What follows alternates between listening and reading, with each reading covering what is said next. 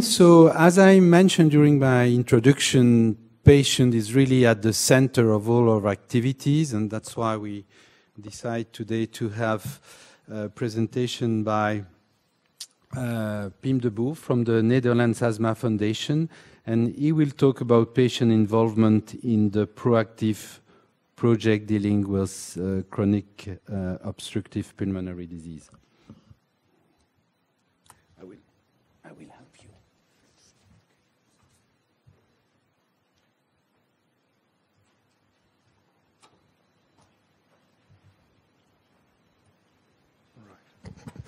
Okay, well, good morning, everyone. Thank you to the organizers for inviting me to have this presentation. Presentation on proactive. But first of all, patients' involvement is not that obvious. I mean, it's not generally recognized as being important. So the first part of my talk is a little bit about patient participation, why, etc. And then we talk about proactive as a project and what do the patients in these projects. So that might be obvious for everyone, I guess, I hope, that the chronically diseased patients do have the disease knowledge and do have their experience with living and dealing with the disease in the daily life. Of course, it's quite difficult to have over 1 million people involved in a single research project. So that's why it is important to have this aggregated patient disease knowledge and experiences. So that's where patient organizations may pop in. So what can you achieve with patient participation in general?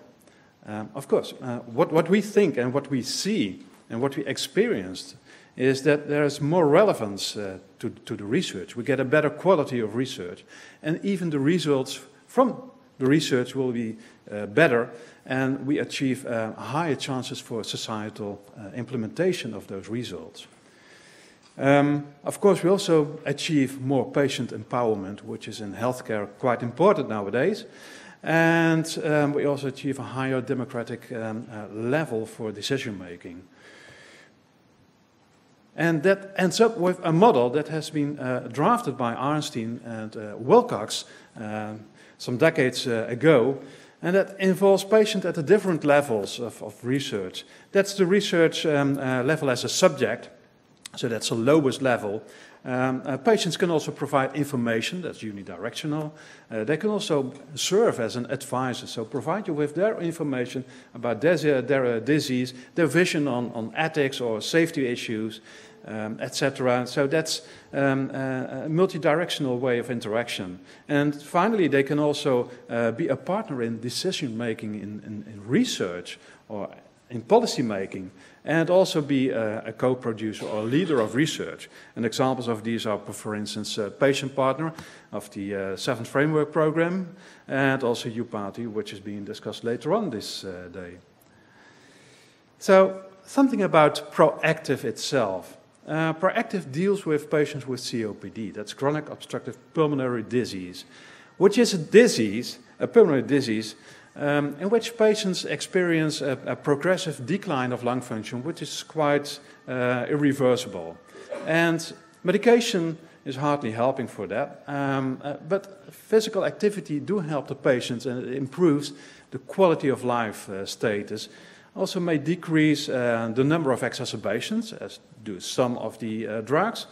And regarding those drugs, what we see with some new drugs is that patients experience, well, an improved physical activity status. But you can't measure it like that with the regular activity meters. So this project aims to develop patient-reported outcomes that measure those aspects that patients experience, so these are relevant to the patients, and they are also sensitive to changes upon treatment. So within this project, there are several parts. In the first part, we had literature research, what's already known about it. We had discussions with experts, but also interviews and discussions with patients, what they think about physical activity, what are the things that deal with the physical activity. Well, these things delivered 2 questionnaires. One is to be used on a daily basis by patients, and the other one is for clinical visits. The other part was to compare activity meters, and that delivered 2 devices. And both questionnaires and devices are now being validated in the clinical study, just as a preliminary validation. So this part of the study is now ongoing, and well, we are analyzing the results at this moment. And then, after the validation, these tools will be tested in 3 different clinical studies later on. Having said this, of course, if you want to have patient participation, then you should provide something to do that. So we established a patient advisory board, and the level of the patients in that is the driving force, so being in the driver's seat. We also have an internal ethical board. Patients are a member of this ethical board, and this gives advice to the whole project. We have a steering committee that decides also on issues, and we have, of course, meetings with the partners in this project. And all of the discussions are based on equality.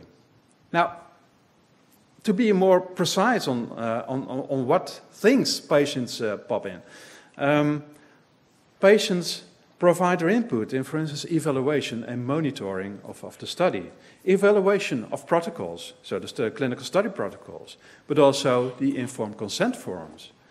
The development of the Pro Tools were also involving patients, not only with using interviews and discussions, but also now the evaluation of those tools.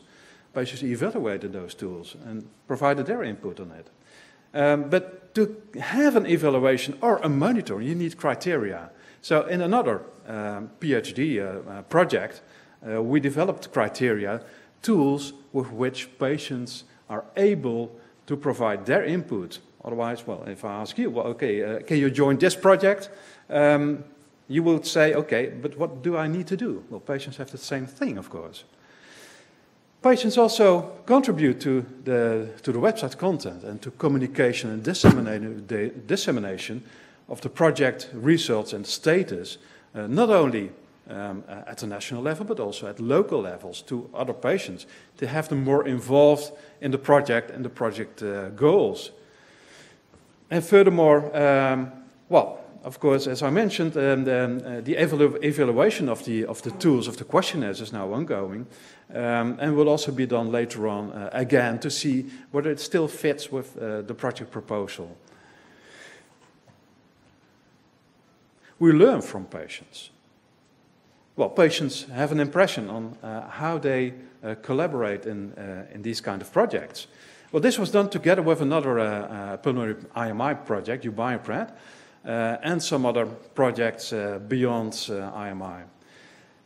What I liked is that this provides them with an excellent opportunity to be involved in research, and that there are people those who listen to their needs and wishes, which is quite important. We also learn that the involvement is less.